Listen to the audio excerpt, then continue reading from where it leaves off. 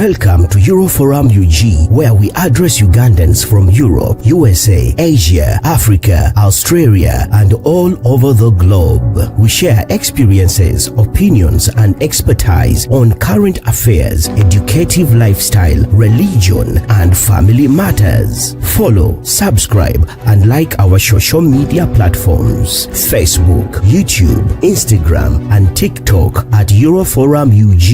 You can also join our live shows every weekend on our social media platforms. For more information, visit our social media platforms or email us at euroforumug@gmail.com or WhatsApp us on +4740 574040. Euroforum UG, communicating with peers.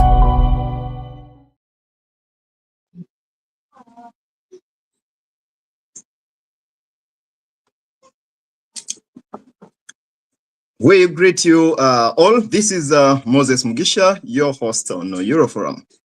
Your host based in Oslo, Norway. Today we come back to you with a session where we are tapping into a story of a fellow friend, a fellow immigrant, a friend, and a comrade with whom we share a couple of virtues and values.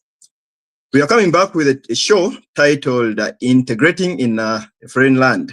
A foreign land, in this case, we are talking of Norway, where we have a friend who is in Congolese, but has been raised in Uganda. We want to tap into a story. From experience, we've realized that through people's stories, we learn a lot. We unlearn a couple of things, but we also get inspired where we share on these inspirations, and they make a very huge load of impact.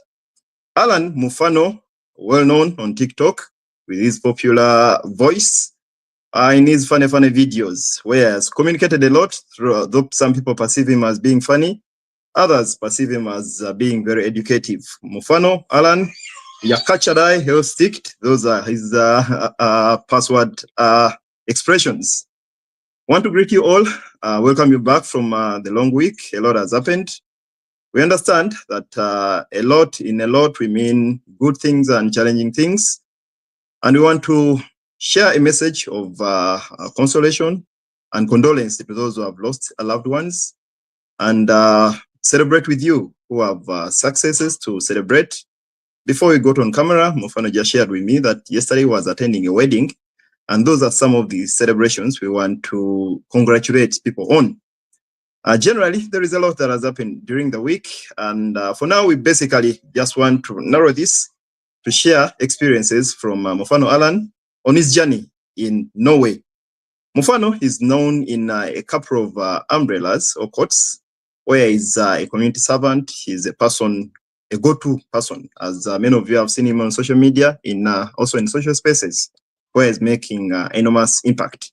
Today, we come to you to open up his story a little wider than what you watch on TikTok, and to you who know him personally in Norway, what you see or what he presents to you.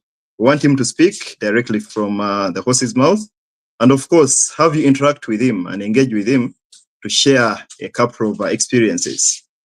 I want to bring to you my guest today, Mufano Heritier. This very, it's actually my celebrity. For today, I have you as a celebrity. There are not so many immigrants I've met who are bumped into by different people, Norwegians, fellow immigrants, and want to take selfies with them. Mufano is one of those that I've seen, and working with him, I usually know I'm working with a celebrity. Mufano, so a great of yours. Yeah, thank you very much, Moses.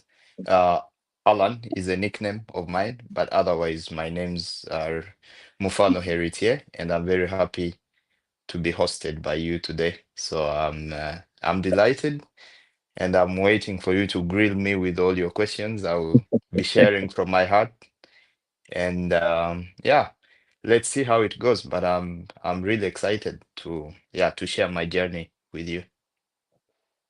Thank you, Alan. Okay, yes, the nickname tends to override, but thank you, Mufano. It's okay, it's the same.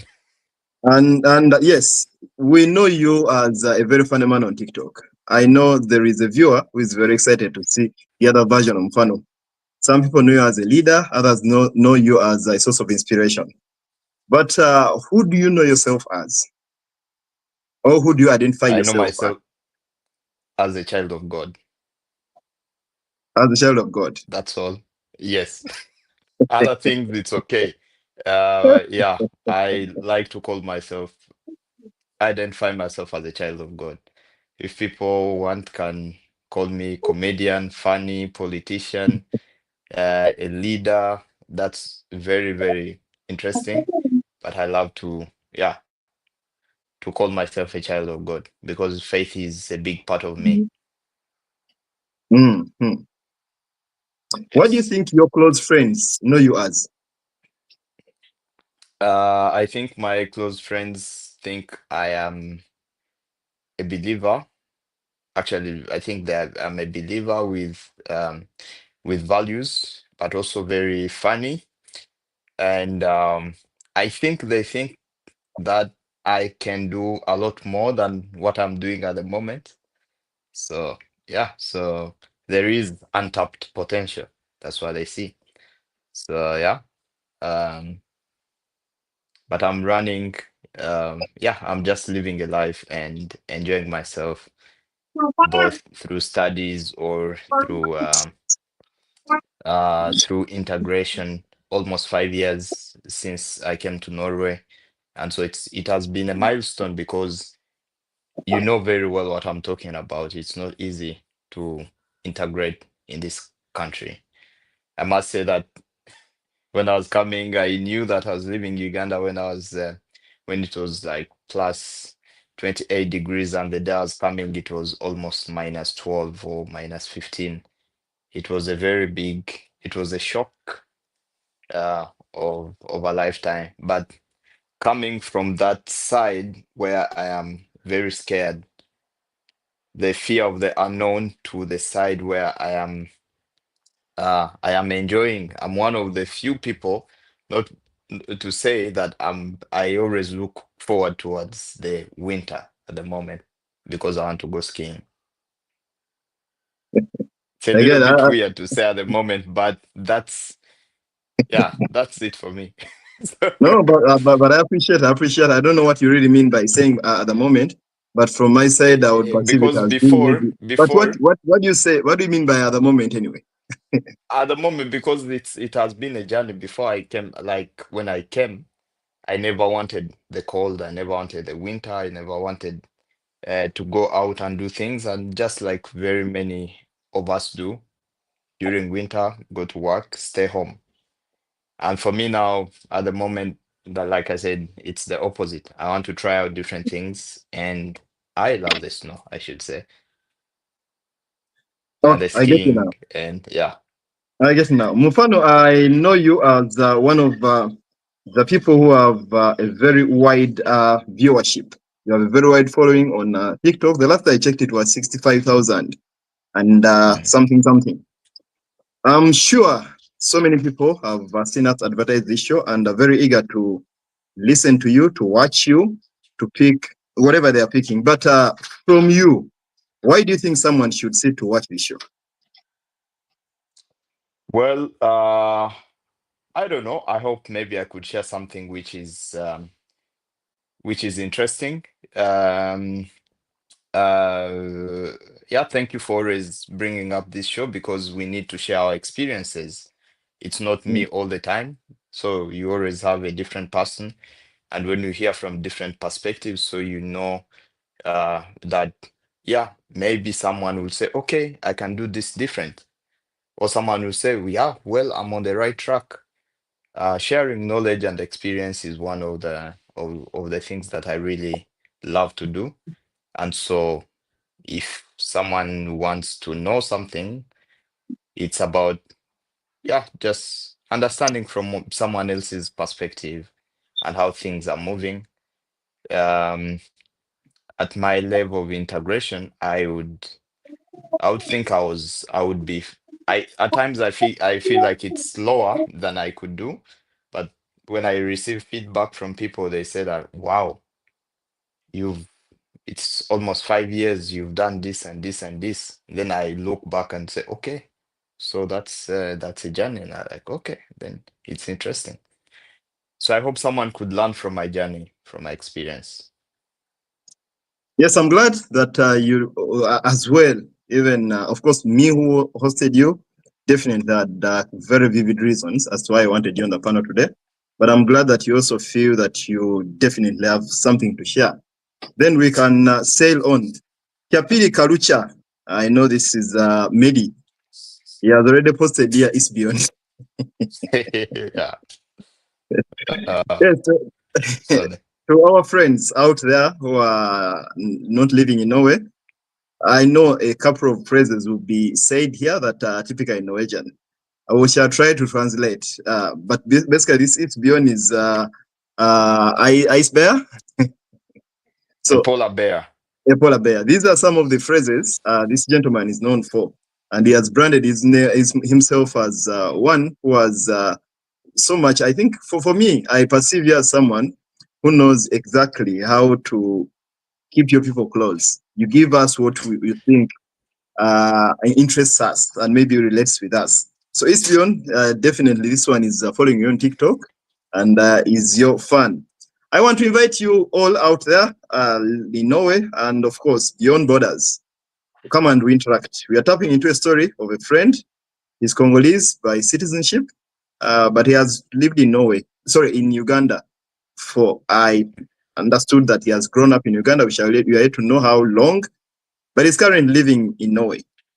With no doubt, there is a clear reason why we chose him to be on the panel today to tap into his immigration story. Mufano, let us try to Yes. rewind and start where this whole story starts from the Mufano story. You are a Congolese who has been raised in Uganda. Of course, there are questions as to why it was that. But when did you move to Uganda? Well, I would say I am Congolese, born in Congo, partly studied in Congo, and because of war, everyone knows like public knowledge. I moved to Uganda in 2007, and then so I did part of my last year of primary. I actually did my last year of primary school in Uganda, P7. Then I did my senior one to senior six, and then I went to Makerere. I did university. I did Bachelor of Business Administration there, and I was a student leader at Makerere University. So yeah, so that's I was in the guild at the university. So my journey in Uganda has been also an interesting one until I moved to Norway at at the end of 2020, but I always count myself as 2021 because I was in quarantine for 2 weeks in the Corona time, and so I came out, I came out of quarantine in January 2021. So that's my journey. So my first time to see the cold, they move around and so on, it was in 2021. So that's yeah, that's part of my journey to Norway. Okay, let's just take bits of your lifetime, what you experienced in Uganda. Because our focus is basically your life in Norway, but you didn't just resurrect and drop in Oslo by chance. You lived in Uganda. You studied in Uganda. Which schools did you go to? Well, in primary, my piece primary seven, I did at Old Kampala. That's where I did my primary seven. Then I also went to St. George in the city there in up to senior four. And then I went to Cornerstone Leadership Academy, which is in Nakasongola. It's in the bush, but one of the top schools in Uganda, A-level schools in Uganda, where you cannot just come from nowhere and go in that school. So it's a top school, yes. You mentioned And then that you have Makerere been University, okay. yeah, Makerere University. the alma mater of Africa, the only university in the Sahara, sub-Saharan region out to south of River Limpopo. That's Makerere University for you. And if you we used to say that if you never went to Makerere, actually you didn't go to school. And I think the statement is still correct up to today, unless people prove me otherwise. I will agree with you, though it wasn't a question of debate to agree or disagree. But I'll agree with you. Okay. But speaking of being a student leader at Makerere, who are you serving as?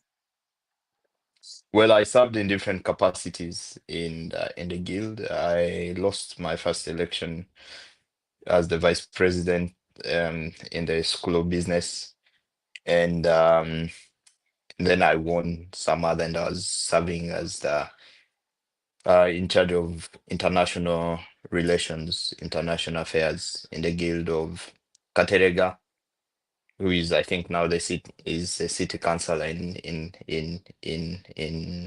Ruvaga or something. I don't know. And I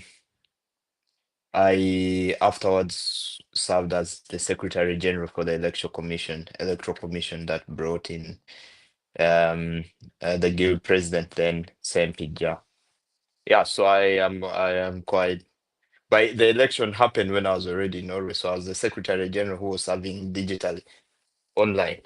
So yeah, but it was funny. I served both physically, but it was almost a year as the Secretary General for the Electoral Commission. I think it was quite interesting, but also very great experience I've had.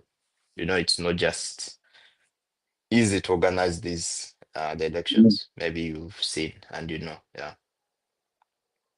What a level of confidence. You being away from Uganda, but you still held people's confidence to a level of still keeping you to run. I mean, it was Corona time and everyone was not there, and so we had a blended election of physical and digital, and yeah, so it was not important with my physical presence because we had people on the electoral commission, five in the electoral commission, and everyone else was present, but I had a key role. But it was yeah, it was I did all my duties very well without any question marks. Now, of course, someone watching you and is living in Norway definitely now connects. But the Mufano he sees it's not a surprise that you're into forms of leadership and service here in Norway, because there is a trace that is well clear. Your experience in Uganda, okay, we shall not drill much on that, but generally, how did you experience Uganda as a country? Well, Uganda is living there as a refugee, to be honest, and I lived in Kampala and both a little bit in the camp and of Nakivale and also in Kampala, but I have very many friends, but most of my friends are friends that I got at my A level at Cornerstone. And I should say I enjoyed my time in Uganda. And yeah, I made a lot of friends. And so much as being a refugee, you always had some kind of stigma. And coming from Congo, you're just passing Muri Wambwa, digging dog eaters and so on. Okay. But those were small things. But I had my good time in Uganda with friends. Of course, my Uganda was very good that nobody could just look at me and say that you are Congolese. But of course, my height would would tell. Yes, Alan.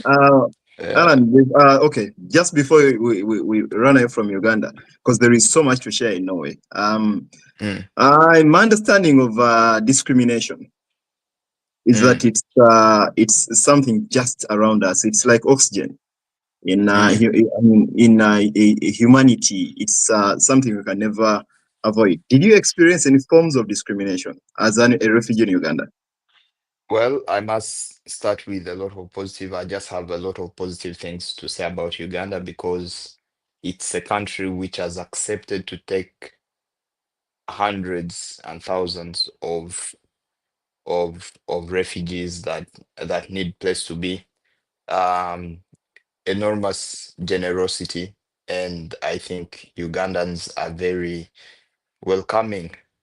Think of very many countries that are living in Uganda, both Somalia, Congo, uh, South Sudan, and refugee camps everywhere.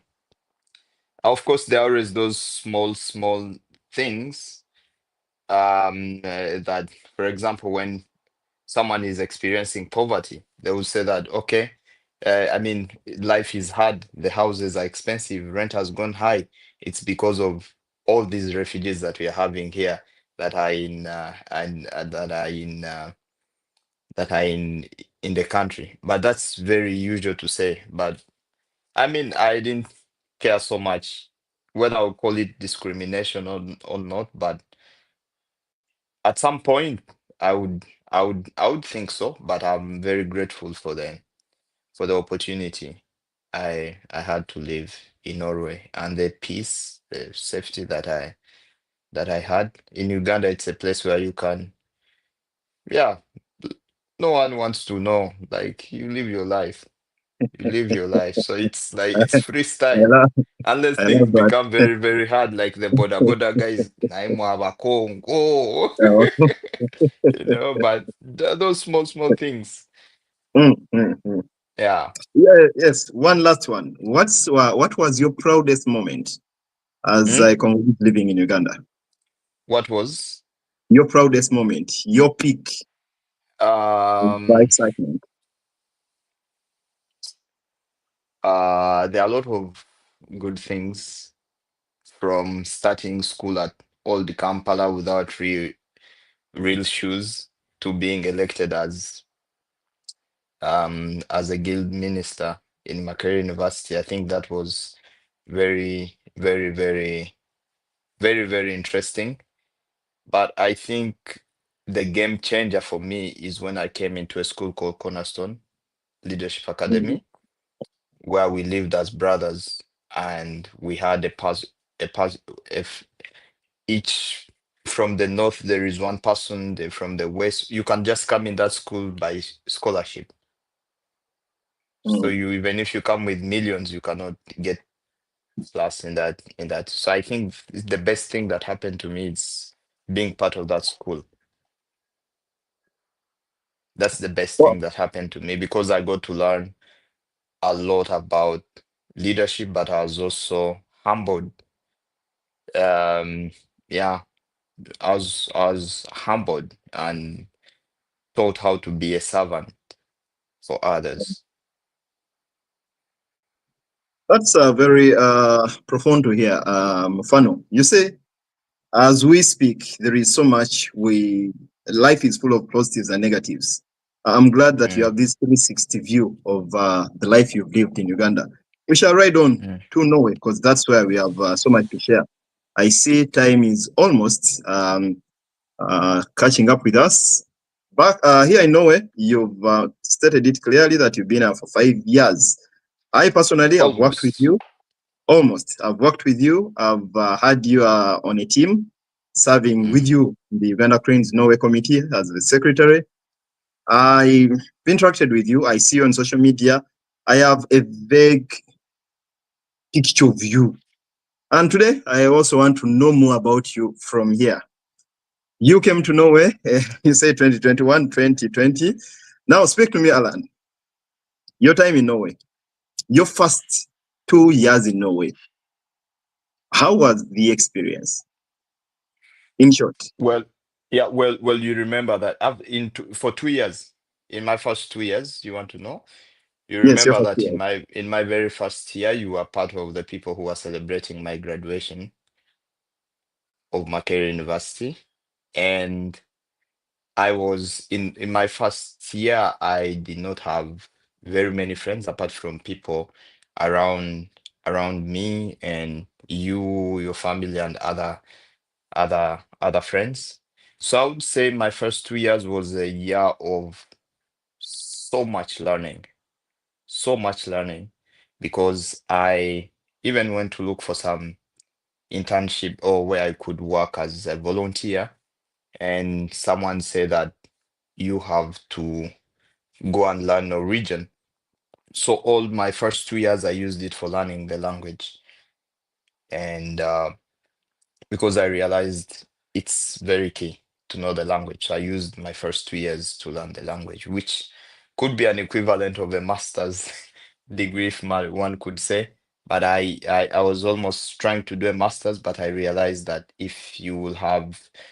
um, if you will have, if you will be part of this society and want to make a difference both for yourself and for others in this society, it's important to know the language. So I made that bold choice to do the language 2 years, and I got the level I wanted before the end of 2 years. So that was a bonus. So I used one full year to get up to like B2 level of Norwegian language. And that B2, even though on my TikTok, people would say, "Oh, but you speak like this on TikTok." But anyway, I this is comedy, but I speak much better Norwegian than I do uh on my TikTok. So I think I speak better Norwegian than I do on my TikTok, and I enrolled in school within the 2 years. So in 2 years, I got the B2 level. I gave everything I could, Two and years. I enrolled for another bachelor now in political science. Also for two reasons, I could say. I had very many things in my head, and I was writing, what can I do? I wanted to do medicine because I knew that it would put in 5 years, 6 years of medicine. Actually, I wanted to do medicine outside Norway, much as I was living in Norway. You know, there is that system where the government here can give you, and then you study maybe medicine in Croatia, and then you come back when you're already a doctor. So that was an option, and I almost did those tests and so on, because I at some point I used to always see myself as a medical doctor, and I don't know, because it was because of career and the job opportunity, but it's not really what I was feeling like that was in my heart. And then I had some other opportunity to do masters in in logistics, but that masters was in Bodo, and it's in the north. I never wanted to live in Oslo. Like we always say in Uganda, sija kuva Kampala, Sija kwa so Kampala ina. not leave Oslo. And I was like, okay, I had two big questions. One, how do I get integrated in this society? How do I learn about the society I'm living in? And then another question is that how why is it that there is war? War never ends in some countries. For example, my country, Congo, which has made me live a big part of my life outside the country. How do politicians think? So that's all those questions. Those two questions rounded up and helped me to know that in political science, I could have both a local perspective on integration, but also an international perspective on things that are happening around the world, especially in war areas. So that's, yeah. And then I went on with political science, and now I'm writing my thesis next year for the bachelor. So I'll be a double bachelor person. And then I had the opportunity of internship, both in Quaref, and in Quaref at the head office of the party. But it helped me to learn what's happening in the parliament, because I could easily access the parliament all the time that I want and follow up what's happening there and get to learn the system. So yeah, Alan, KWRF is the party for the Christians, the Christly Folk Party. Not okay, for the first Christian, but it has yeah, it has okay, Christian, but it's a party based on Christian values. okay. First, I want to take you back to help me quantify B2 in English. What's the equivalent of B2 to someone who'd love to relate it in English levels?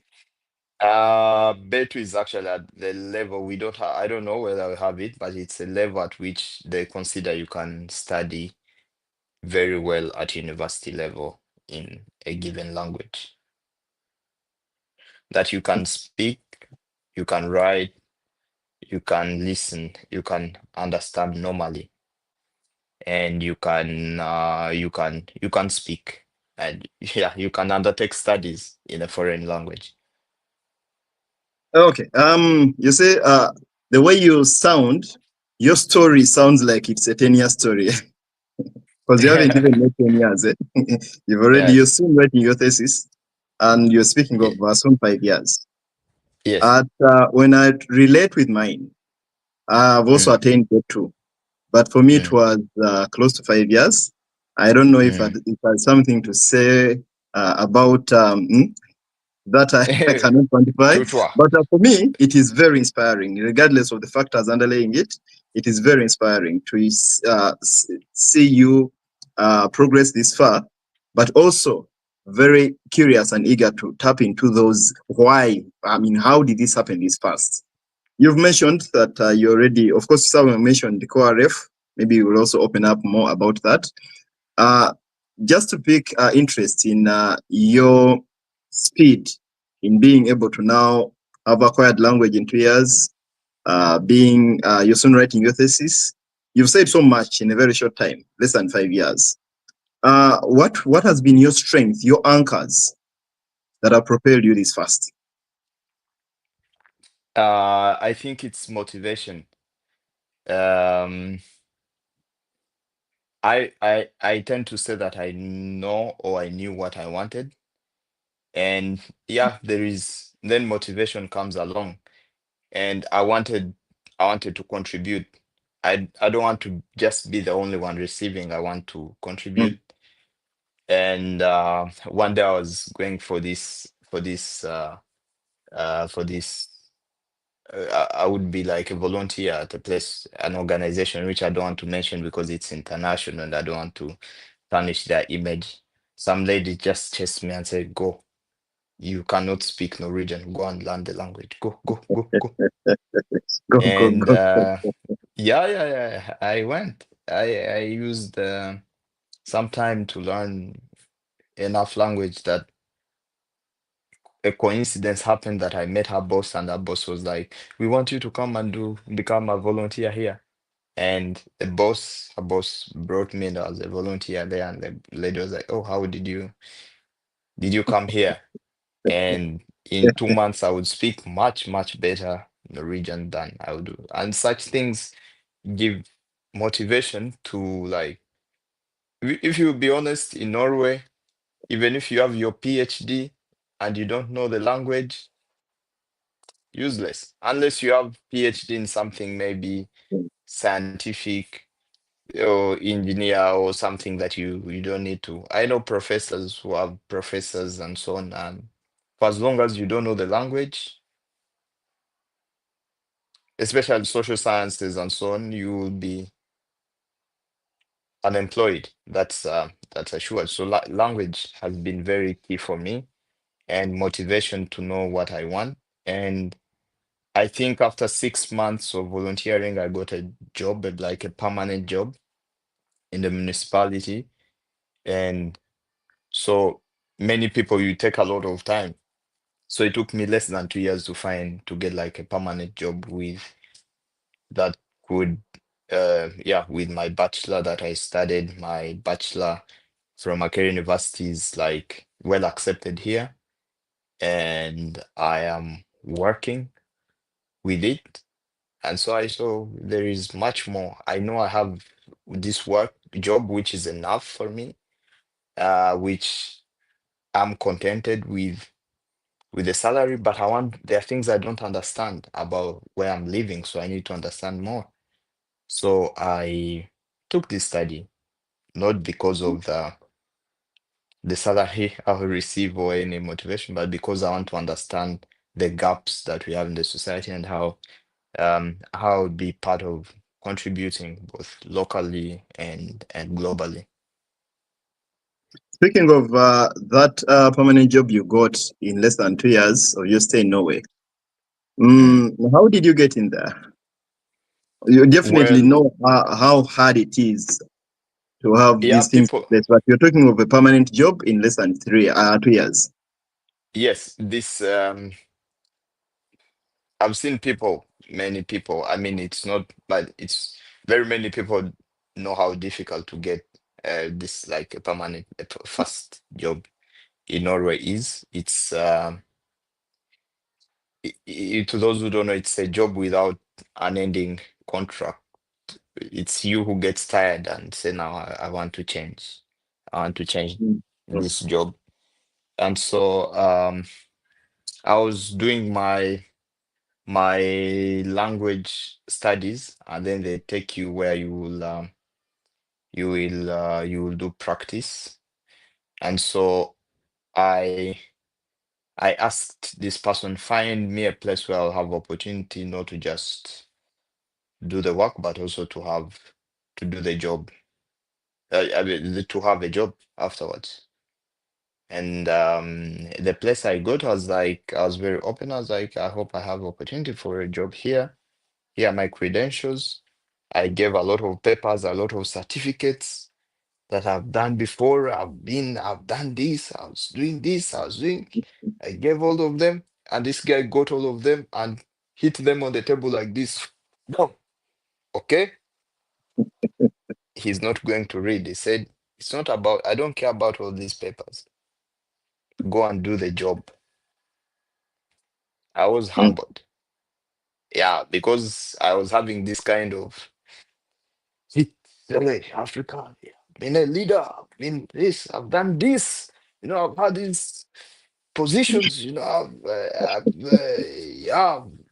even know the language, it's young and that active energy that you are showing that like, no, man, I was disappointed. He put it down. He said, go do the work. What did I went this? to do the, Okay, yes, you went to do that before, but before you're going to do the work, yeah. is this the flow of recruitment? You know that people don't pay Eh, so much attention to papers, or No, I don't all know, this but person knew you prior. he didn't know me prior.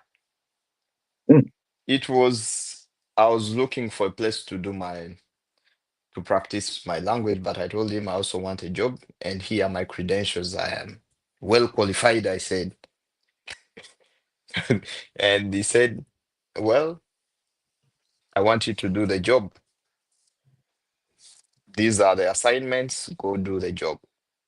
And I was having such a notebook at my workplace on the first day, and I was writing everything that they told me. You know where I work? I work now at a place called Bua. It's like a library with sports equipment. So I'm like the administrative leader of this place at the moment. But before reaching that level, I was well at the bottom and just one of the usual uh, employees there. And yeah, so I did the job and he saw that I had like the energy. And then after 1 month, he said, we are going to try you on a simple contract. They call it Tilkalingsvikar. Like they call you when someone is not working. mm, And then maybe things happen and well, I found myself with a permanent contract, full time, but because and then I worked like that 1 year full. Then I said no. I no longer want the full time. I want you to reduce because I need to study. Mhm. So I asked them now like you have the competence, you have a lot of options. You already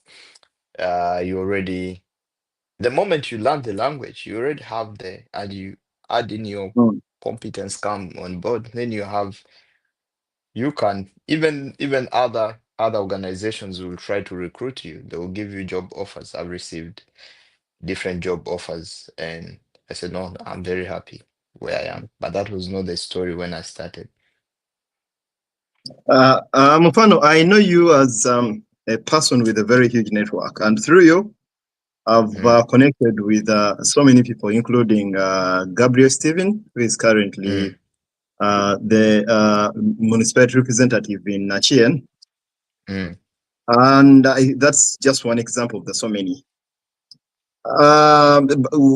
For you, what has been your key to penetrating Norwegians? Norwegians are known for being very locked in. How have you managed to Okay, penetrate Norwegians? this might sound a little bit funny or not funny, but this might sound a little bit because it's something that we take for granted. But I would say that I'll be very confident and say it's Jesus teachings of that focuses on friendship and relationship without expectation of anything is what Mm, has helped me, and I want to explain that very many people we have, many friends, we are very comfortable of in our small circles. That's very good, but also we have to take time to reach out to connect with other community. And and for me, when I look at the teachings of Jesus, whether you're Christian or not, his main teaching was about friendship and relationship, how he was relating with the 12 and bonded with them, and how the 12 made him have actually through the 12 he was having influence over the all over the world. So it's about the small friends, it's the small group of friends that you have, and deepening your relationship through them rather than trying to connect with everyone and then you end up with no real friend. So I think my what I did was try to do something similar, spend time with very few people, both Norwegian and non-Norwegian, and then out of that friendship, more network, more friends grow because it's friends that introduce you to other friends. sure. Yeah. So I like, yeah, Jesus had 12 friends that he spent 3 years with, and they were bonding. And that's, yeah, I don't know. That's how I could, in our African perspective, I know it sounds a little bit funny, but that's a fact. We learn from everyone's teachings, and those teachings have been very central to me. And this applied to whether you're Christian or not, whether you're a believer or not. And yeah, Yes, of course, it might sound funny, like you said in the start, but I've also come to learn that true learning starts when you're willing to let go of your own perspective or to release and open up to new perspectives. Of course, it might sound funny, but maybe it could be something new that people need to embrace and try. I hope that maybe I have traces of that, or I need to learn from you to broaden that network. Like I said, I have you in my space and in my head as someone of so much. Speaking of friendship, I captured this. En nordmann kan fineste drakten en nordmann kan bare, nemlig bonaden. Wow. Ja. Kjære Mufano, vi håper du bærer den bonaden med stolthet slik vi gjør, og at den vil minne deg om oss, dine venner i Norge, som et tegn på vårt vennskap. Hipp, hipp! Hurra! Gratulerer med dagen, Norge!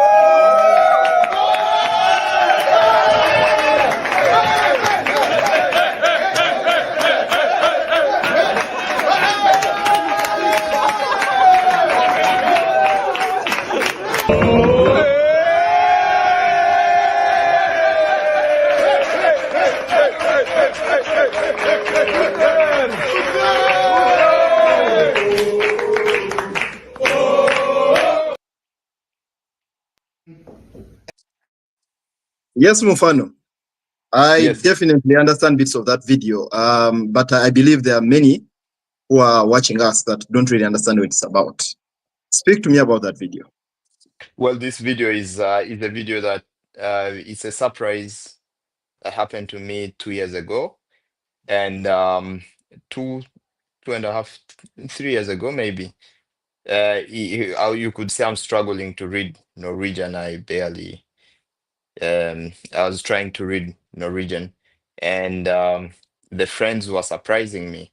Now, the story of friendship, I got only one, not only one. I had this one Norwegian friend who is called Yosfa, and we were very good friends, and then get to know also the family, also get become friends with young brothers, and then when you focus on few friends that you can share um, life with, journey with, or go hiking and do other things. So through that, you get introduced to other people. And so he introduced me to his network and at his birthday, and then got more friends. But it's not that just them trying to introduce me. I invite the friends at my place and say, "You see, come, I show you our culture. Come, I show you." I invited different people. Ask, come to me. We make some African food. So this time I invited like 21 people. It's like a friend invites a friend, and a friend invites a friend. And then we made food and ate the food, and that was it. And people are like, "Oh, this was very good. Yeah, for the first time I'm finding like African culture, understanding African culture and so on." But after that, on the national day, many of those friends mobilized, about 38 friends mobilized and said, "We were very glad to learn a little bit about your culture," and surprised me with a Norwegian attire, which is by the way very expensive, expensive Norwegian traditional attire. And so that video was was a speech which I was given to read, and so presented it. I was given the speech to read, and then I was reading, and I was saying, "Dear Mufano, we hope you get this. You'll be happy to receive this, and you will have it on you all the time." I didn't know what they were talking about. It's a speech they wrote and they were giving me to read. And then when I saw Bunad and someone in front of me came with this traditional attire, I said, "Oh my goodness!" I jumped and I was so happy, and I had it for me.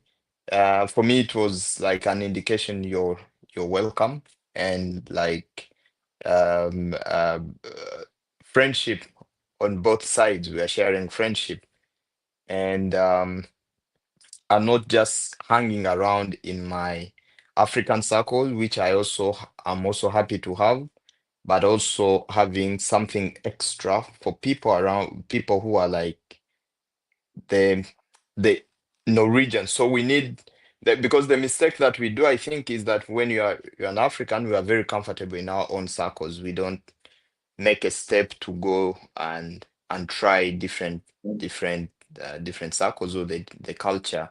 We that want to create has of we want to create a Congo in Norway, a Uganda in yeah, we Norway. want to create a Congo in Oh, Norway, Uganda in Norway, and then we forget that we are living in a foreign country that has its values, that has its culture, and we have to get integrate. We have to learn something from there. And for me, these friends were like 38 friends, um, joining, each of them buying, gathering, summing up some money to buy to purchase. For me, this was like, okay, it's not about the price of the attire, it's not about the how much it costs, but it's the thought about it but that do you know now we have. how much it costs? No, I don't even want to know. You don't even want to know. But have you But ever taken time to know on the market how much and something like that would cost? uh, I mean, the original ones are really expensive.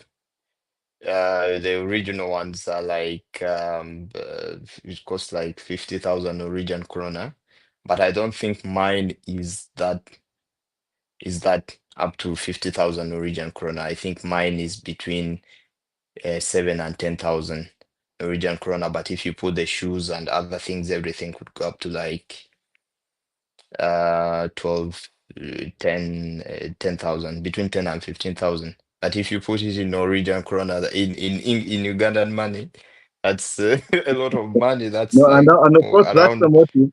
That's the motive yeah, of that's, asking that someone yeah, should so that quantify or that would compute. cost like 5 million Yes, Ugandan shillings. Yes. So and that would cost like 5 million Ugandan shillings.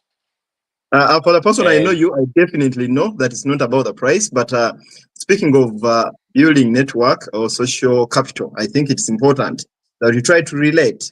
What okay? Would you, Mugisha, have a network, or have you built a network that can invest in you 1 million shillings unconditionally? So I think that was the message behind that.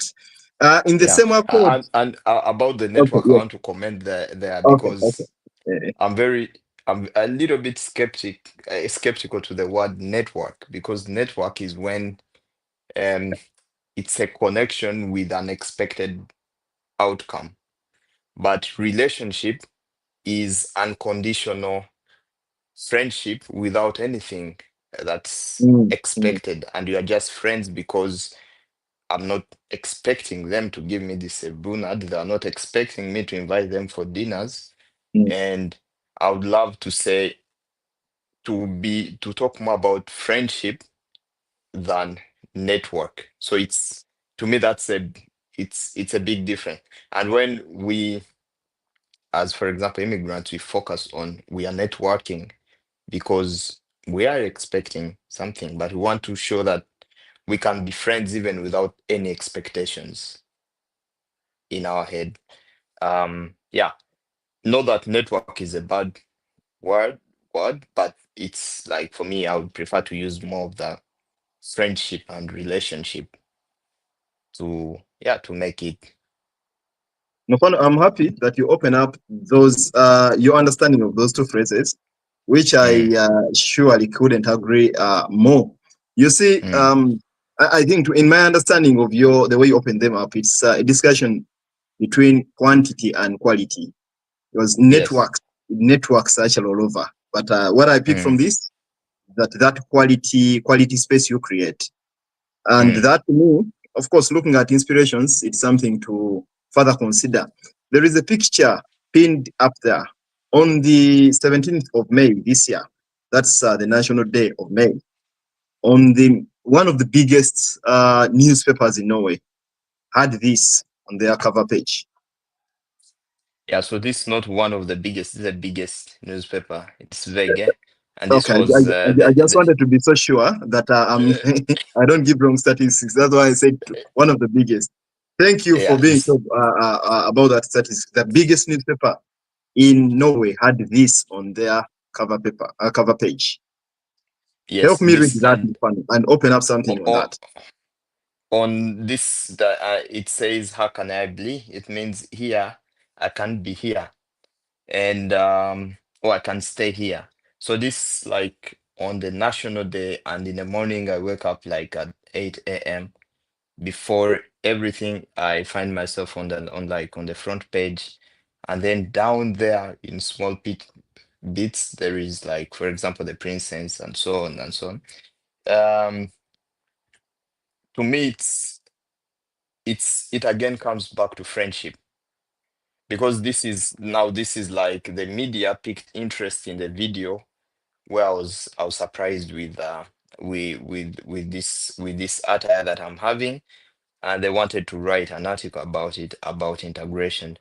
And I said, yes, okay, it's okay. So I gathered a few friends who are part of the thoughts of having, and so we were having an interview. And so this article, I think it's one of the articles which had about 25 pictures of me. So it's not it had an article with about 25 pictures.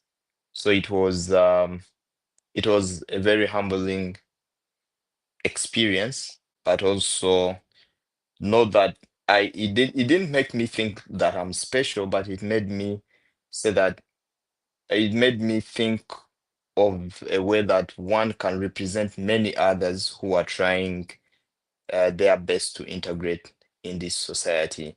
There are very many other people who have made efforts more than me, and that on that day I have a chance to represent the very many people who are doing amazing things for in trying to integrate. Mufano, So I want to say, I think I've told you this indirectly, but I want to emphasize and underline it here on camera that you inspire me a lot. And I'm very thank proud you. of you in so many aspects.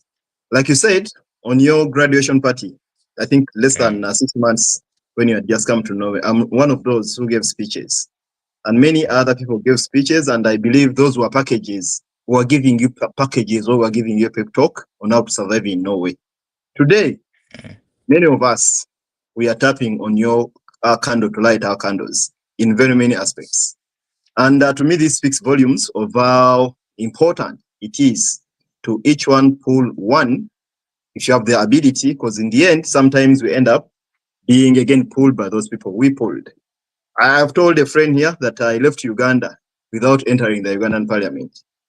But I've been able to enter the Norwegian parliament, and it was because of you. Yes, maybe I might have earned it, maybe the reason you invited me, but I had a friend, a close friend, you, who invited me. I want to relate this before I pin away this photo here.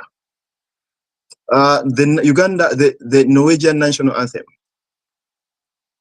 Does it mean anything special to you? Sorry. Sorry Sorry. about that. The Norwegian national anthem. I'm posing this because I trust your integration depth. Does the Norwegian national Yeah. anthem mean anything to you? Yes, a lot. In the Norwegian national anthem, actually, there is a quote which says that Norway is a country with a thousand homes. To me, I interpret it in a way that Norway, of course, there are more than 1,000 homes in Norway, but it's an indication that Norway is a place that that welcomes everyone, regardless of where you're coming from. And you're coming from Congo, deep in the village, or somewhere, you're having a home here. You're coming from Somalia, you're having a home here. You're coming from where you're having a home here. So to me, that's a direct way that it speaks to me, and that's one of the reasons why I was like, okay, I know the national anthem of head, and that's part of just the interest of learning the society, the curiosity to learn about where I'm living. And so what stood out for me in this anthem is that it, it's a country with over 1,000 homes. And if we have only over around 200 something country, it means every country can have a home. Yeah. You know, at my And there workplace, are over okay, 200 different nationalities that live in Norway. But what we have to understand really, what I hope people can understand, is that we cannot build our countries in this country. This country has some values and foundations of its forefathers that we have to be part of contributing. We have to unlearn a few things from our cultures and then to learn something new, but also not to unlearn everything because we need a lot of good things from our cultures. So even if we are here, we'll never become fully 100% Norwegian, but we can be part of the new Norway, as my friend Gabriel calls it, Gabriel Stephen.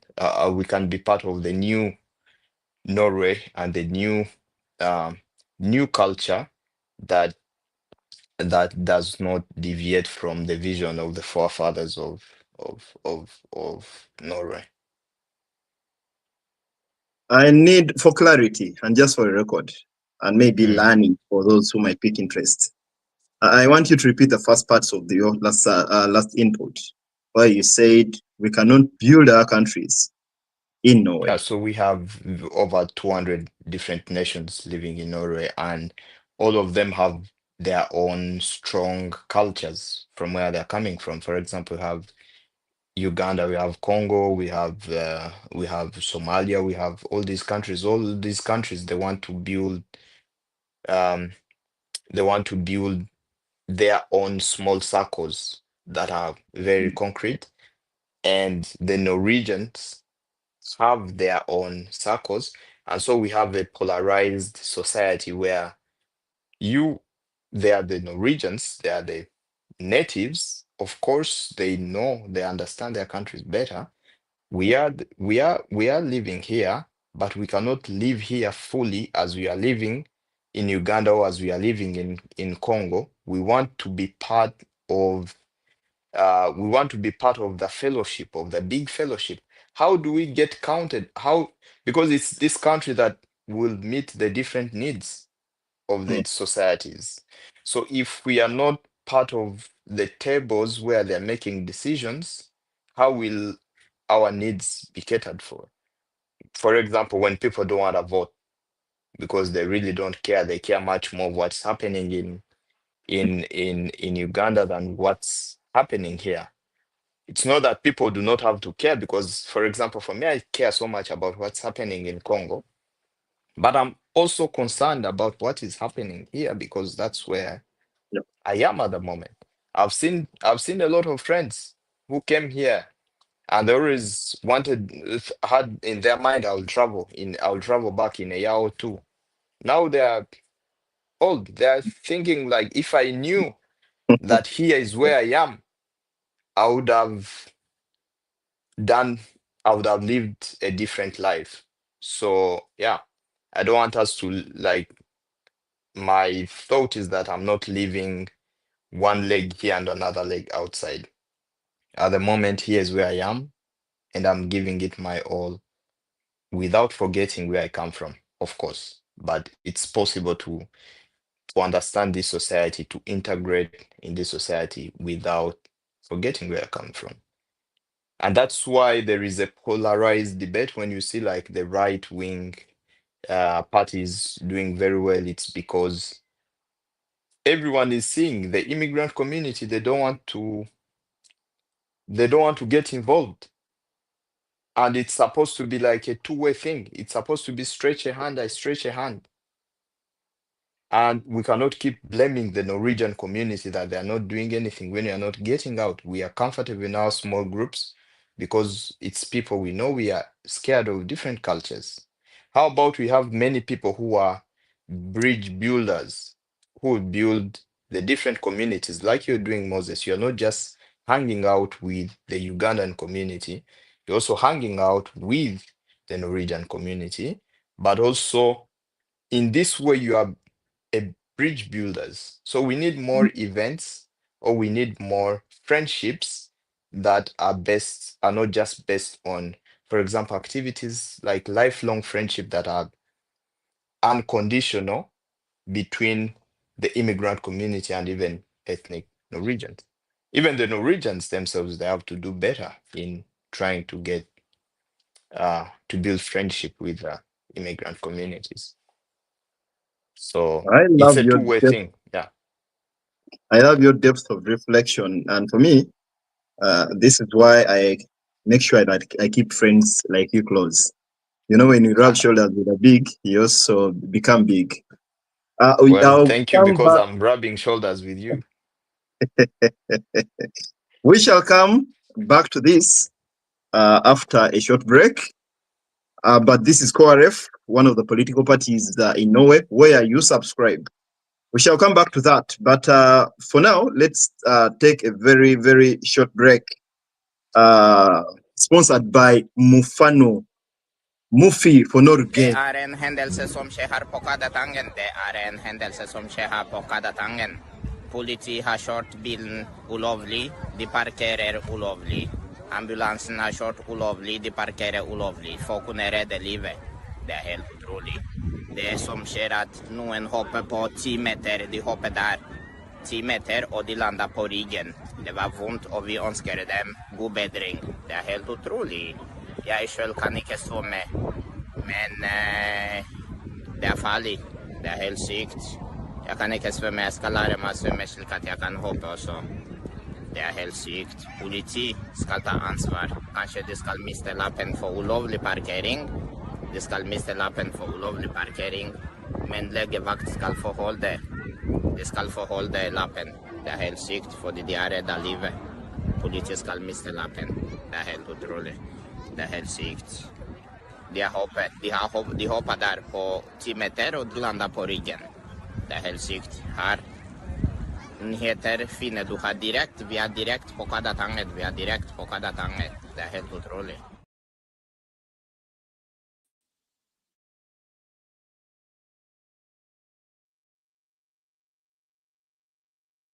Yes, Mufano. Yes, sir. That's also another version of you. And I'm sure someone watching you was waiting for that version of Mufano. The Mufano held to trolley, held Det är sick, helt held to sykt. trolley. Yarapotere have. Ja.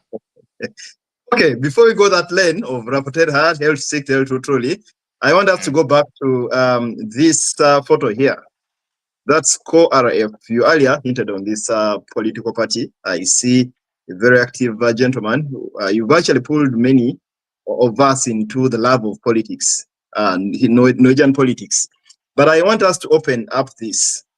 Speaking, you earlier hinted on voting, that some people don't like to vote because they feel disconnected from the society. And as we speak, it's less than a month to the parliamentary elections here in Norway. I need you, Alan, with your experience and integration level, the level of you being active in such a political party, I need you to share with me. First, to start with, you've been a leader in Uganda, a politician in Uganda in that context. You're also a politician here. How do you relate the two? How do you compare the two? Politics in Uganda and politics in Norway. Well, I've never been a politician in Uganda. I was a student leader in Uganda, so I never Okay, participated in any politics there. we take it But at that level, but we know at university it's already politics. But let me be guided by your understanding of that. But how do you compare yes, spaces? I think many of us from Africa, we really have a perspective of politics that is scary. We look at one of the friends I was speaking to, and I was asking them to think about Kwaref, and they are saying, I call politics a dangerous game. I call politics a dangerous game. And we come here with the same mentality on politics, and which a little bit sad because politics in Norway, I don't think is perfect, but it is healthy. It's one thing that you can participate in even without yeah, you can participate in politics. So what I would love to say is that we need a lot of people in. I'm not inviting all the people in Kwaref, much as I would love all the people to be there, all the immigrants to be there. But what I'm asking is that can immigrants go and join different parties where decisions are being made so that we can get represented? if you look at this picture, it's this year, and it was like the National General Assembly for the party, and that's where there was a debate on the resolution over how many refugees that Norway could take in. And the suggestion which was there was 1,000. They wanted to take 1,000.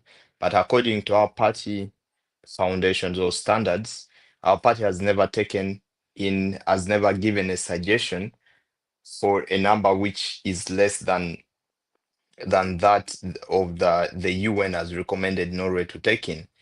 And for me, my line or my kind of thinking was like our party has to stick to the recommendations of the UN.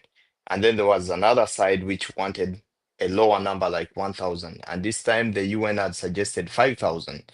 So why I went in front is to ask the General Assembly, which had about 100 or 200, 200 people, 250, to ask them to change the policy from 1,000, not to vote for the policy for 1,000, and rather vote for the policy of 5,000. And the party of the leader was the leader of the party was very was it's the only thing, it's the only debate he participated and went in front and supported. So if I stayed in my comfort zone, of course it was not comfortable to stand in front of these people and speak my Norwegian, which is not perfect, but it brought the results. And Mm, think mm, of how many people we have. A lot of politics on integration. We have big families. Immigrants have big families, and family politics is very, very, very important on the freedom of the families or the children or the economy of the families, even jobs. We need to be there on the round tables to participate and not just sit there and then and keep complaining. My friend again, refer to my friend Gabriel. I think you've hosted him one time here. He's now a representative in Cheyenne. He said that he used to complain a lot about the Norwegian society and the system and everything. He was so very sad about everything until one person, Lars, challenged him and said, "Stop complaining, do something about it." And today he's there leading one of the committees that makes decision on how families, on the child welfare committee of mm, the whole mm. municipality. And so you do not, all of us cannot, he actually never wanted to be a frontline, like in front or to be voted in. He was actually last, one of the last people on the list, and he came in. So the motivation is not like being active in politics is when you are a political candidate or you are something. I don't have motivation for that. But when you achieve such small things, even within the party, within the committee, that's how it is. This country has built, it's about the system, not the individuals. And that's what I love about Mufano, this. if I Yeah. could chip in a bit, Mm, speaking of, if you're watching us, this is Mufano Heritier, aka Alan, to the Ugandan community. They know you, many of them know you by your nickname Alan. Well mm. known on TikTok with his very interesting, educative, but very funny voice. Catch them, yeah, Där send är the sikt. health sick, tell truly. And he's sharing his journey of integration in Norway. He's a Ugandan who has been born in Congo, he's a Congolese who has been born in Congo, raised in Uganda. Now you're sharing, I don't know if I misquoted you. You said you don't have any ambition of political ambition. Did I get you right? Could you repeat the question? You said somewhere you said you don't have any political ambition, and yet I thought I was actually about to ask you if you have any political ambition of becoming someone in future. Let me It phrase the question depends. directly. Do you have any political ambition of leading politically in Norway? Not at all. Not Not at at all. all. But I am very comfortable where I am. I'm in the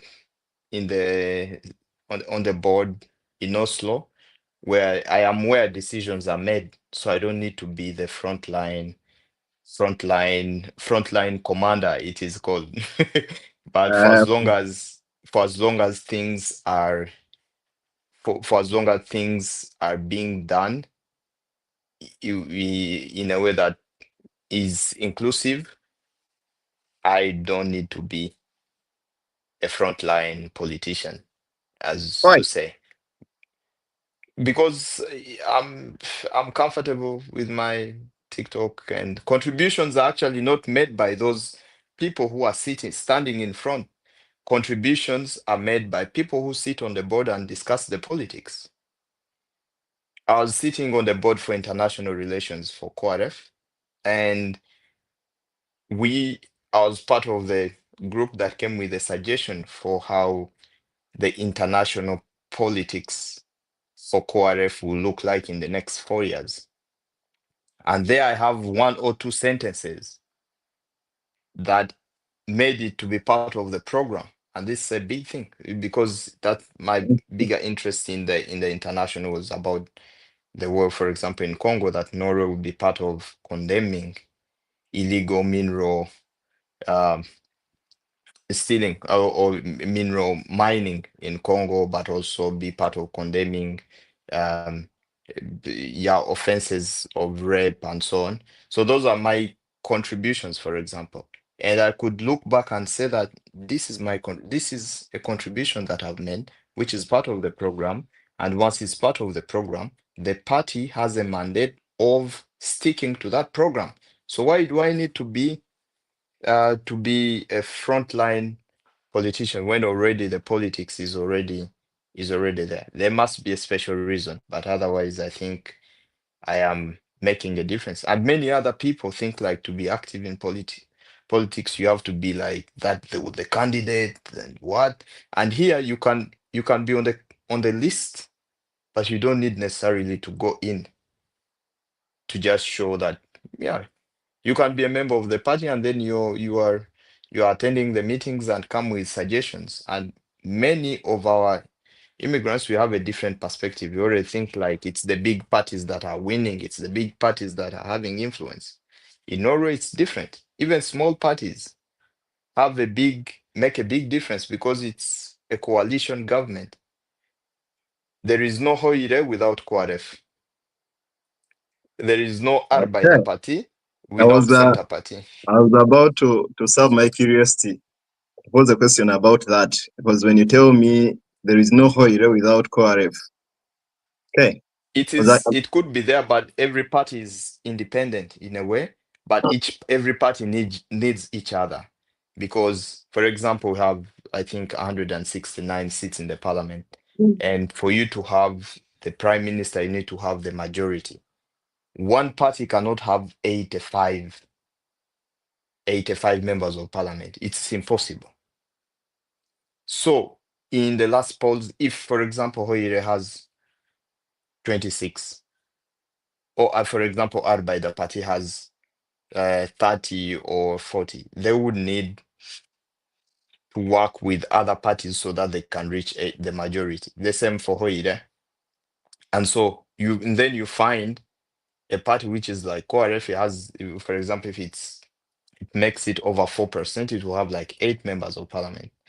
So Hoire has to go into a negotiation with QRF and say, okay, we need to give you our but we need you to do this and this and this and this part of our politics that we want to complete. So that's so it's more of a coalition than the winner takes it all. And in our minds, as for example, with the immigrants, we think like when you look at the politics in Africa, Mm. if you lose by 1%, then you're not important, But here, you cannot even get 50% of all the votes yourself. Every small party has. It's very important. So it doesn't matter which party you understand you are in. What matters is being part of forming the politics of the party. That's the important thing. Mufano, Important things happen in the background. I'm glad that you're sharing knowledge and experience on this. This is actually how we learn. And I'm sure there are so many out there who knew it otherwise. And this also leads us to asking you to share a message to your network. I think I've lost Mufano, but he'll be coming back very, very soon.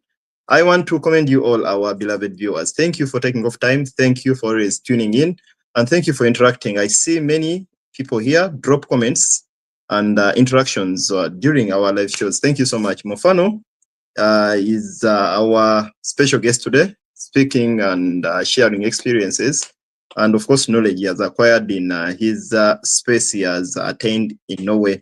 We are almost nearing the end, and I will be taking us through his TikTok platform where people have known him for another Mufano. I'm sure some of you are watching him now. You're very surprised at the guy you're watching now who sounds a little more serious, more professional, more. And then the other side is presenting another person or face of him. Thank you so much. I want to request you to drop your comment. Mufano is back. We lost you, but I was sure you were coming back. That. Yeah, and back stronger. That's back very strong. Mufano, yes. I actually never knew that we could have a very deep conversation as this one has become. I realized that you have so much to share.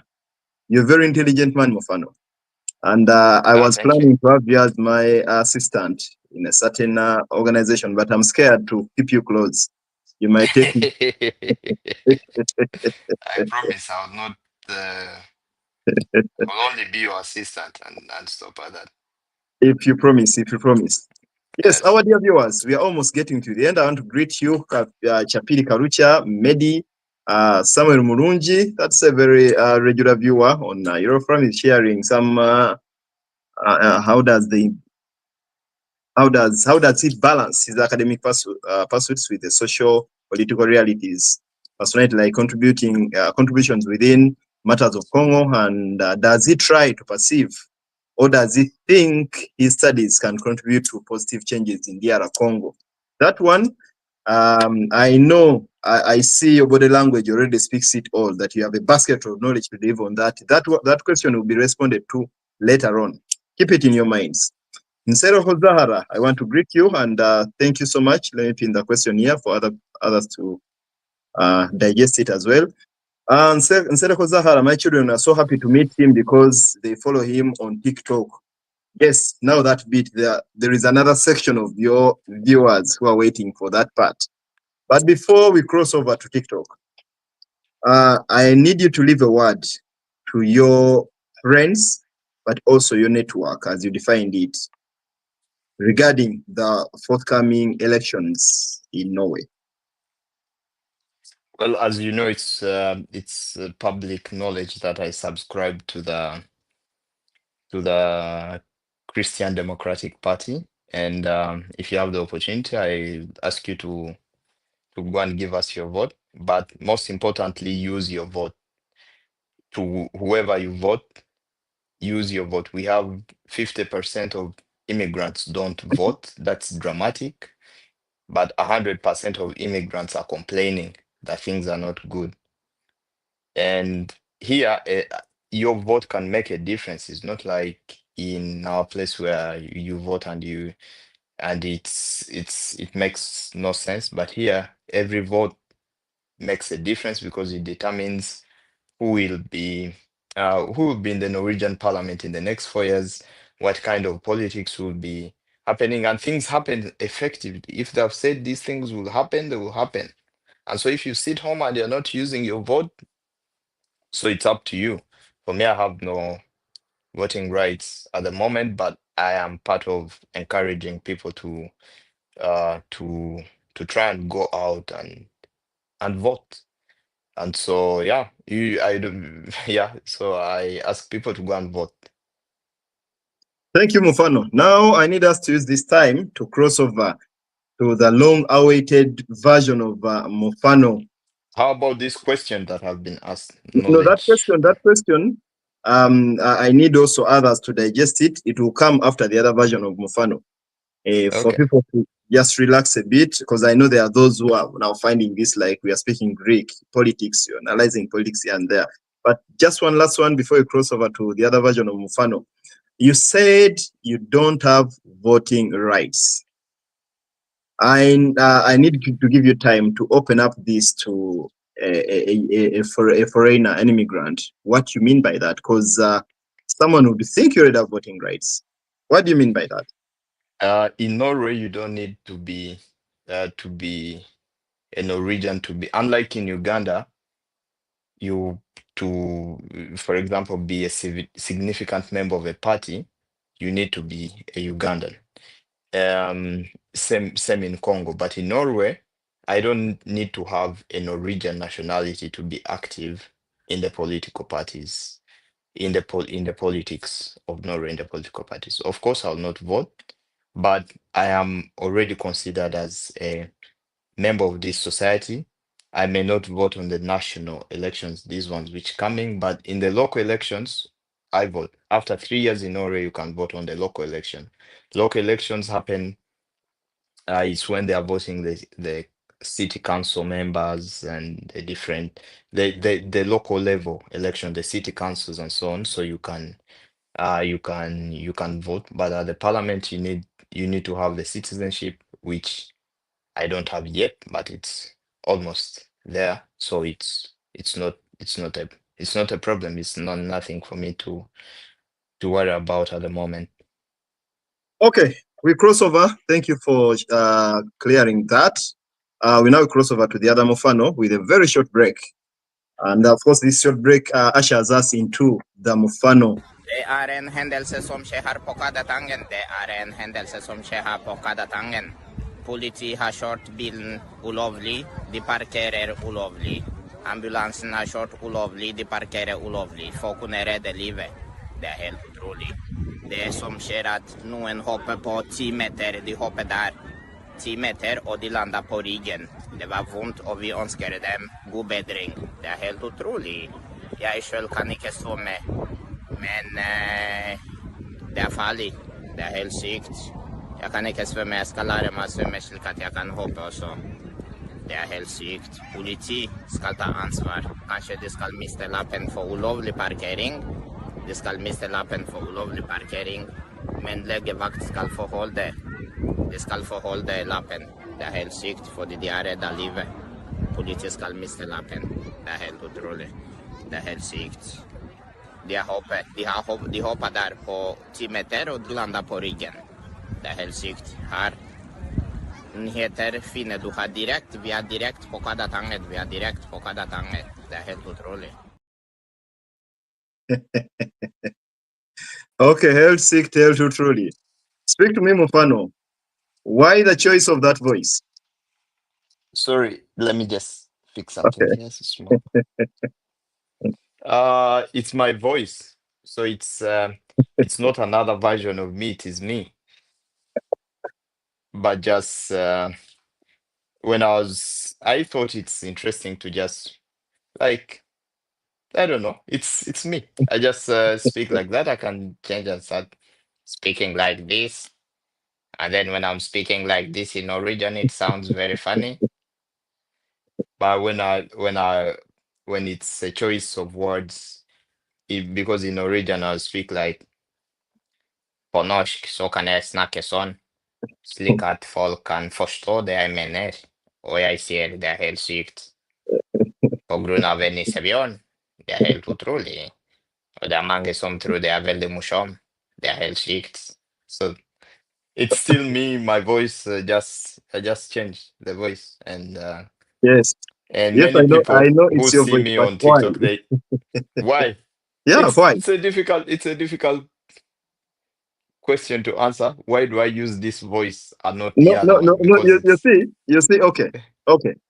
I know you know what I mean, but the point is, when you choose to have that as your brand voice, as opposed to this very ordinary voice, what's the motive?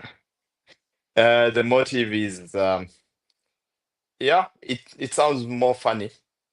It sounds more funny. It sounds like Not many people don't think it's a character, but it sounds more funny. Like even when I was studying, I used to do like I was very active in MDD, Okay. music, my child, Now, and now, poetry. now you're So revealing. I'm also part. That's also part of my field. And very many people think people who are active in politics should be very, very serious and very, very, very serious. For me, I don't really care. I want to be myself, be funny, be, and then yeah, you take it as you wish. So I Oh, love okay. comedy. As as you're living that brand, I see you dosing the two phrases: "Held sick, tell to truly." Why? It's I have someone who is like my Norwegian mama. She is from Kristiansand, and she speaks in a dialect. So one day we were having dinner, and then she said, "They are helt utrolig." Then with the dialect, then I laughed. Then it just got stuck in my mind, and in everything I was saying, they're hell. Then I added it into my voice and said, "They're helt sykt. They're helt utrolig." And now they're helt utrolig. Because I was trying to copy how she makes her voice. They're helt utrolig. And then helt sykt was like, yeah, many people when I saying they're helt utrolig, and then they comment they're helt sykt. And then I also tried they're helt sykt. And so in everything I say, I in a sentence, I have to use they're helt sykt, they're helt utrolig. So I see a particular trend. helt utrolig, it's Okay. like quite unbelievable. Mm, It's mm. unbelievable. Helt sykt, it's like it's sick. It's sick. It's It's sick crazy. like Hell, sick. it's It's totally crazy. crazy. It's crazy. Yeah, it's crazy. Mufano, I see a Yes. streamlined, a well streamlined trend of the content you Yeah. post on TikTok. Yes. You're a very versatile man, a man with three cultures. That's Congo, Uganda, and Norway. But I see it's very Mm. streamlined to particularly Norwegian, but also still further streamlined to something. What's your goal with your TikTok page?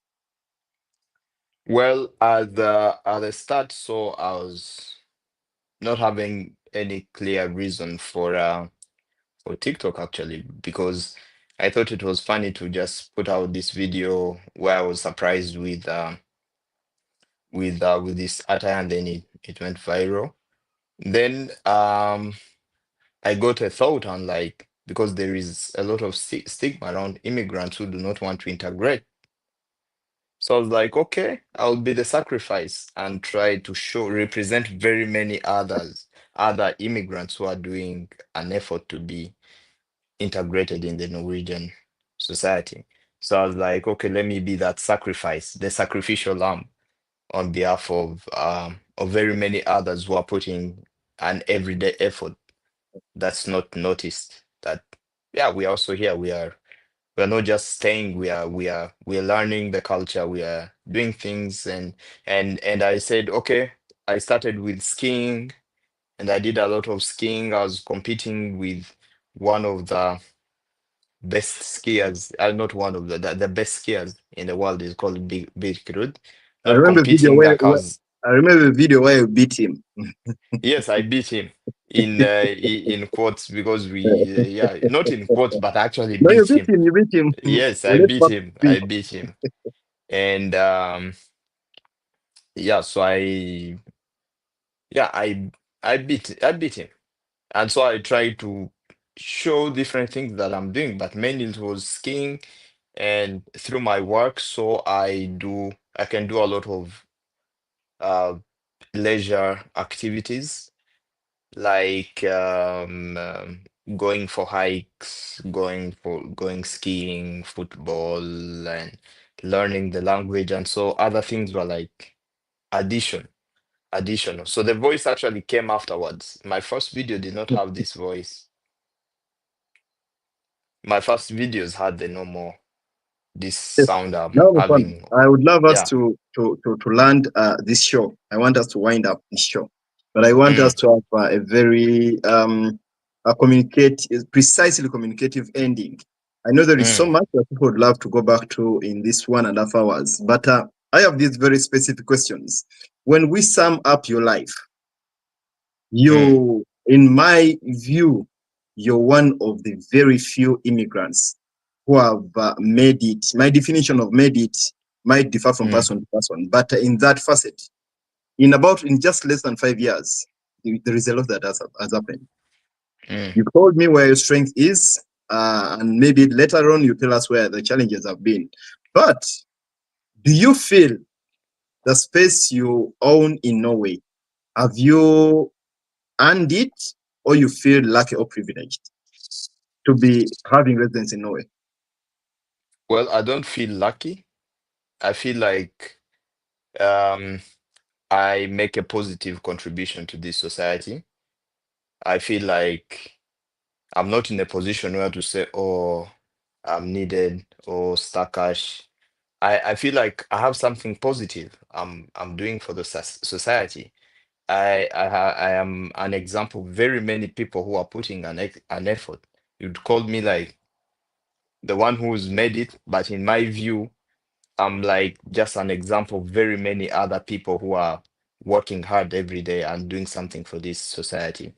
And so I look at that way. I look at like I'm working, I pay tax, I'm building friendship, I get friends, but I'm also sharing friends, both with my African friends and Norwegian friends. So I'm not just on the receiving end, I'm giving something as well. I'm putting in an effort. I was studying, working at the same time, involved in different, I was with the Ugandan community, a little bit with the Congolese community, um, involved at church, involved in very many sectors of this community. So I cannot say that of course, there is always that luck, but there is also uh, going out and being intentional. The word I would call intentional friendship. Intentional friendship. Mhm. Mm. Intentional friendship. You just make a choice to be with a friend. So you've earned it, but you're not just lucky to have it. I don't think I'm lucky to have. I mean, there is part of luck, but I Part would of life. say that Thank you. it's well deserved Thank you so much. You say this because is a there is very a common lot question. of effort in the background, which many people do not see. And actually, of course, I know you definitely know where I'm coming from with this question. Yeah, And yeah. I believe your answer speaks volumes to the masses out there. Mm. Alan, would I be right to tag you well integrated? No. Yeah, No. I don't know, but it's a question of yes or no because even if I live here until the end, I would not say that I've become fully Norwegian because integration is a word of like one end meeting another end and being like this. But it's not about this one end being fully. I can never be fully Norwegian Mhm. because I don't want to miss the part of African. See, there are a lot of things that I keep learning every day about the Norwegian culture that I thought I was like, man, I never knew this. Okay, So let me. Sorry, I would say I've come a long way in integration, but I wouldn't say fully integrated. thank you so much, Alan. You know there are key things I would really love you to hint on before we depart. Mm. Have you, in your lifetime in Norway, ever felt vulnerable or ever felt a typical minority? Yes, yes. That's like you feel that all the time when you cannot speak the language. Especially when I couldn't speak the language, I felt like everyone was perceiving me, or you feel like, when you cannot speak the language, there is that perspective of you are not as intelligent as I am, or Even if you know what you're doing, someone will always be thinking like very careful, you know? So until you, even if you know what you're doing, for as long as you cannot you cannot speak the language, even the person who doesn't know will think that they know, even when you say you are an expert at doing that. I've also experienced that. Yes, so that's a big thing about the language. So you lose nothing trying to understand the language. And the first thing which I think helped me is that I'm part of the African community, but I knew that to understand and learn the language and the culture, I would need the Norwegian community. And I would not just need them for the language, but I would need to build lifelong friendship with both my African friends and Norwegian friends. So I'm all in. Yes, thank you, Alan. You see, I have a lot of lovers in Kingdom. Greetings to you, Nsereko Zahara. Hassan was very happy to meet you because he follows you on TikTok. There is Robert Alexander Carlson Kakayangu. That's That Swahili. that's a Kakayangu. Kiswahili, means my That's a brother. Kiswahili. And I want to remind you, viewers, we are live both on Facebook and YouTube. Some of these comments are from YouTube. Jamila Marjorie says, if you be fully okay, I think integrated, then that's assimilation. You're very right about that. I greet you. Kauma Habi is also watching. Alan, we've shared photos here. There is this particular photo here. That's you appeared in the papers, the biggest newspaper in Norway. But you've also appeared on NRK, the biggest TV station in Norway. You've been part of a couple of panels where you've shaken tables and rubbed shoulders with the big. But to you, a 5-year-old immigrant in Norway, does this kind of experience means anything to you? Ooh, that's a big question. Um, yeah, it means a lot. It means a lot, especially in my journey to uh like I said before, there is a lot of stigma around people with immigrant background in Norway. And when you are there, I don't feel like, yes, now I've made it. But I feel like, yes, I am here to represent the very many who didn't have chance to be here, but to represent the many uh, in in in showing that, well, we are not just sitting, we are doing something. So yeah, that's what it means to me. When I was hosted at the children channel on NRK. It's a channel where all the children at school watch. And I was like, okay, this they think I'm funny. I am so happy that it's that. But I feel like I am one of those representing the very many others because I truly believe there are very many immigrants who are doing something wonderful for the society. Like Kauma was been like the role model for all the kids in Norway many years back. And yeah, I feel like at that moment I'm just representing very many and not just taking um, myself. If it was myself, I don't think I would have the need I would be really in my comfort zone. I love the way you respond to questions. It speaks something to me. I don't know if you're just too political, but I want to believe you're just a very intelligent man. You've lived now close to 5 years in Norway. If you had a chance to choose again, now rewind the clock. You're in Uganda. You're making a choice. Would you have chosen otherwise? No, No. because I made a prayer and I said it's God's will. So I believe it's a God that wants me here. I feel like it's God's will that I'm here. And I have to find that exact purpose as to why I'm here. And maybe I thought the purpose was very, very different, but I think the purpose was to give me a new challenge and to make me a better person. Alan, earlier on at the start of the show, when I asked you who you know yourself as, you said you're a child of God. Yes. 6 months living in Norway, I met a Norwegian. He was a Christian, or he's a Christian, a very devoted Christian and proud one. I posed the question. I asked him how he would address himself. He was somewhere in a conference, attending a conference somewhere among so many nationalities.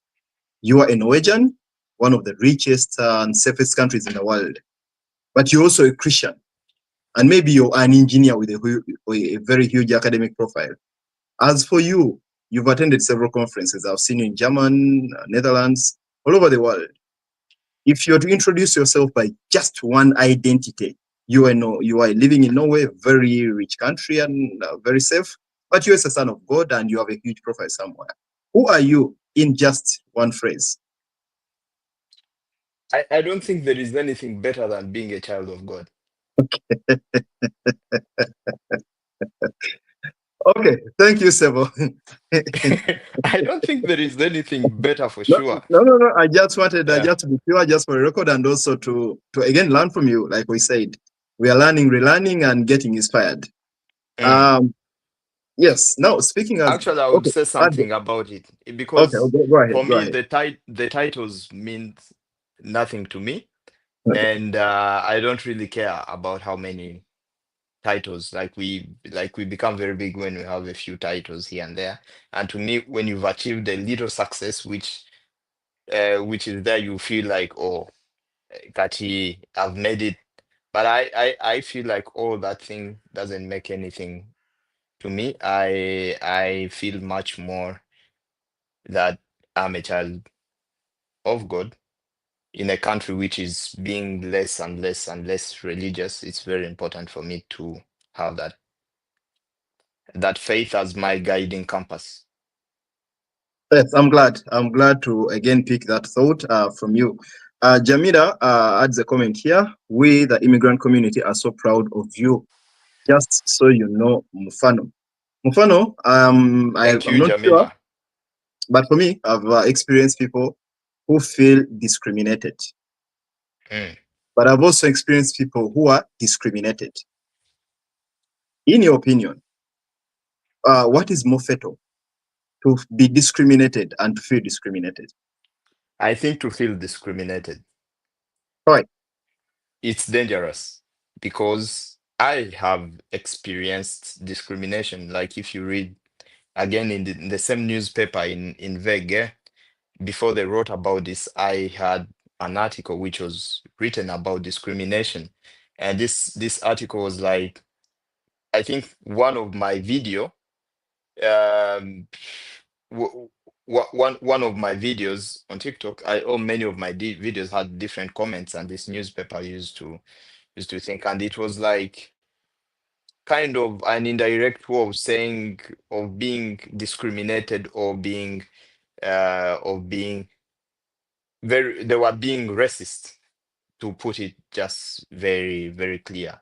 But for me, when they asked me, does this do anything with you?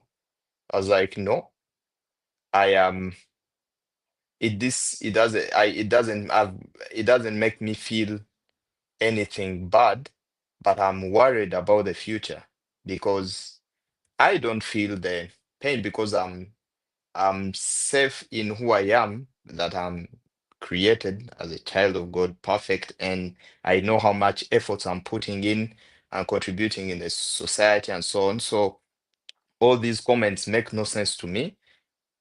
But I'm worried about the next generation, for example, for Norwegians who are being taught like immigrants are a big problem in Norway. And so they will grow up with that kind of mindset.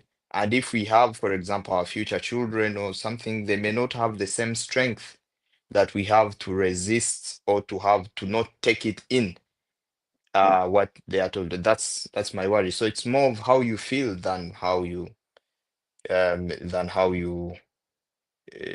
it is. Because how it is, yeah, if you feel bad about it, it affects your own life.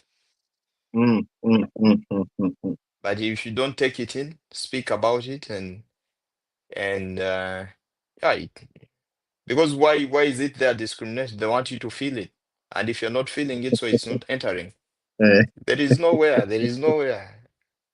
Mufano, I've just realized that I need to have several episodes of you.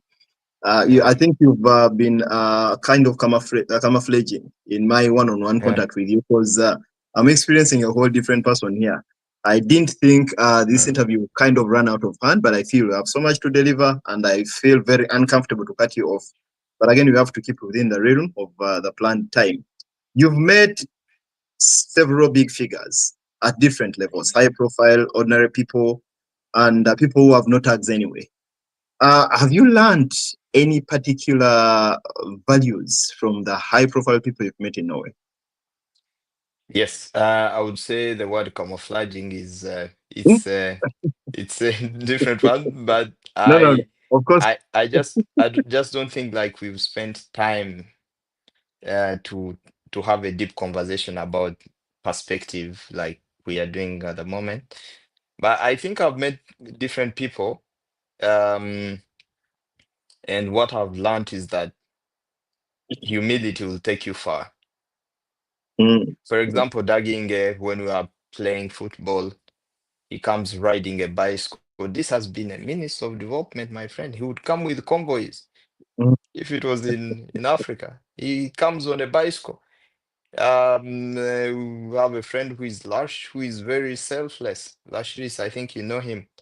He's he would is one person like if you have friendship, you call, he's speaking to someone and they say, okay, hold on.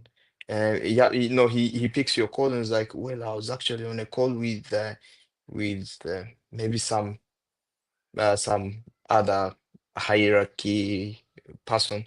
But is there anything special? Is there anything? But pauses it to pick your call. You know, that to me defines humility. And you do not, you do not say that. You do not target to be humble. You become. You choose to be humble in the face of arrogance and so on.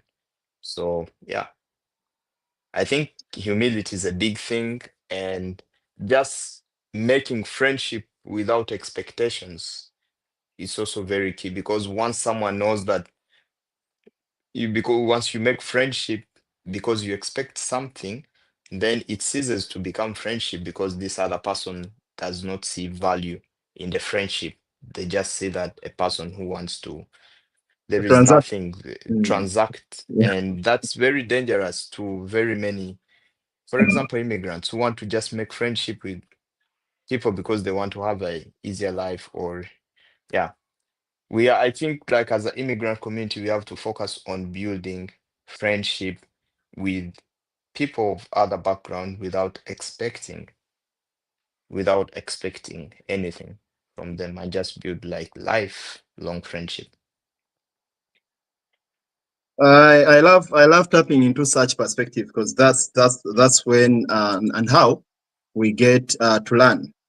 Uh, just the second last question of this conversation.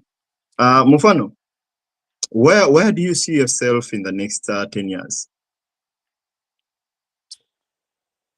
Well, that's a question of vision, and yeah, I see myself loving my friends better and spending time with family better, and yeah, I don't have very, very big expectations of the future apart from having better relationships with people around me. And out of relationships, anything can happen. Thank you, Mufano. I know we could use 2 more hours because there is so much. We haven't spoken about your work at Bua. We haven't spoken Well, about I find this question very interesting about about how my knowledge can contribute to Congo or something or yes. I'll bring it back. That, like I promised, it would be the very last one. When you answer that, I'll then also allow you time to give your parting shots, and we wind up the show. So we'll take it on. How does maybe to the viewers who are not watching it clearly, the question is, how does he balance his academic pursuits with the social political realities personally, like contribution within matters of Congo, and does he try to perceive, or does he think his studies can contribute to positive changes in DR Congo? So we'll take it on. Like I said, I'm studying and fully focused on my life in Norway, and um, balancing studies, work, and all those things. It's something that I think one has to just find a way of doing, because I'm lucky that my work is in the afternoon or in the evening. So in the morning I could do work, and then in the evening I could in the morning I'll do school, and in the evening I'll do work. So that's it's difficult, but I don't think it's a very big challenge to someone who is not having a family yet. And about Congo, I I am focused on learning more about where I am and learning how to integrate. At the moment, I don't want to leave like one foot here and another foot there. And I feel like that's a mistake that very many people are having, thinking like, for example, they can change Uganda when they are living here in Norway. I'm very focused where I am. And of course, praying for my country. That's the biggest contribution I can do at the moment. That's actually the biggest contribution I can do. As you submitted, you reminded me of my very first Norwegian expression. I learned from a friend in Tromso, who were at a certain social gathering, and I was stressing about something. This guy told me, he made a phrase, "Tade som de kommet." Of course, curious, and I needed to know what he meant. But I've also learned that I think that's another way of living a life of manageable stresses. Tade som de kommet, take it as it comes. I think it rhymes well with you when you say you would love to focus on now and how you will impact Congo. Maybe that will be on the to-do list of some other years to come.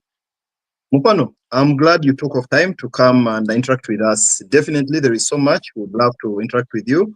Jamila dropped a comment here saying, by the way, when I first met him, I thought he was a real Mwogezi wa ku Bukedde TV. Bukedde TV is one of the media houses, TV stations in Uganda. So I think that's also a package feedback to you of I how love the people perceive joke. Well, we joke about that all the time. So, Mufano, as we wind up, Yes. leave something to your people, your followers, the people who inspire you, and anyone in your network. Well, I would like to encourage people to go and vote whichever party they are doing, because it will mean a lot on how this country is going to run in the next 4 years. But also, I would like to encourage you to make a new friend. It's not easy to make friends, but focus on making one or two friends of the other ethnic who are not from your circles. Don't get too comfortable in our circles, but don't also leave our circles. So I would say try to find a balance between um between your small group of the immigrant community, but also get into the Norwegian group, or they get some friends. Focus on making one or two friends with other ethnicity. I think life, and not make friends because you want to integrate. Make friends because you want to be friends with them for the lifetime. Friends with like-minded and values and like values. Thank you so much, my friend, my brother, my source of inspiration in line with integration. You've offered us a lot of time. Us, I mean, with the viewers. I usually watch these shows after we've done them. I want to thank you so much for your time. There is so much definitely people will take from this, but for me, I want to take 3 key values or aspects. When responding to a question of what you've learned from the high-profile figures, you said humility will take you far. That's what you've learned from them. I want to put that in my bag. And regarding true friendship, I love it the way you put it, that friendship should be unconditional. Unconditional should really mean that. What I've taken from you is that much as we want to integrate, because you find people having friends, Norwegians, because they'll help them learn the language, they'll help them integrate, they'll help them in a way or the other. But I love it that you put it clear that it should be true friendship without those conditions. And the third one, I love the fact that you remind us that we should be more focused on building Axia, and what I perceive as a paraphrase that you cannot give from an empty cup. That being grounding yourself here, you'll be able to help wherever you want. It might not necessarily be Uganda, where I come from. It might be Cambodia, somewhere in the world, but ground yourself first here. Mufano, my brother, thank you so much for your time.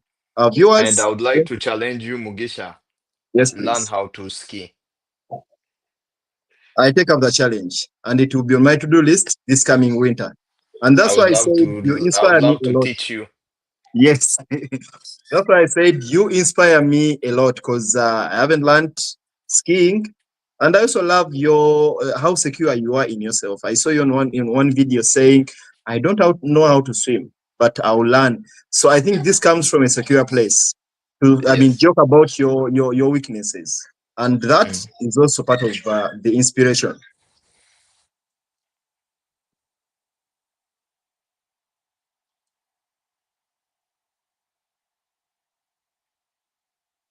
No, sorry about that. I was saying that, yes, that's also part of inspiration.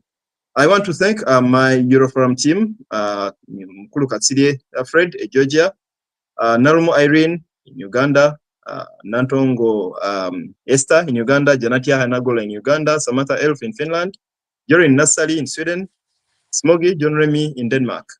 Thank you for the work we put together. Dear viewers, thank you so much. If you find this video appealing to you and something to learn from it, please help us by sharing it out. And again, if you're watching us and you haven't subscribed to our TikTok channel, YouTube channel, and Facebook page, it will be the best service you can offer us if you do subscribe. Thank you so much. We sign out for now. May God bless you all. And again, you also reminded me, Mufano, that you being a son of a child of God supersedes anything else. That's not something to take with me, also to keep reminding myself that however high I grow, however much people clap and celebrate me, I still have to remain humble as a child of God. We sign out for now. Bye-bye.